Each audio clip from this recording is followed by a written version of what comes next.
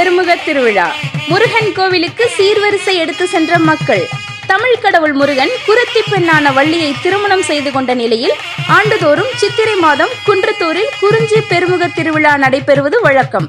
இந்த நிலையில் தமிழ்நாடு இந்து குரவன் மலைக்குரவன் குறிஞ்சி திருமுக பெருவிழா நடைபெற்றது.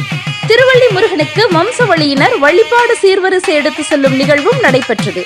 குன்றத்தூர் திருநாகேஸ்வரர் கோவிலில் இருந்து குரவ மக்கள் சீர்வரிசையாக தேன், தினைமாவு, மா, பலா, வாழை உள்ளிட்ட பல்வேறு பழங்கள் மற்றும் பால் குடங்களை தலையில் சுமந்தபடி ஒயிலாட்டம், கரகாட்டம், பறை இசை முழங்க ஆடல் பாடல் இசைத்தபடி சீர்வரிசைகளை தலையில் சுமந்தபடி ஊர்வலமாக நடந்து சென்றார்.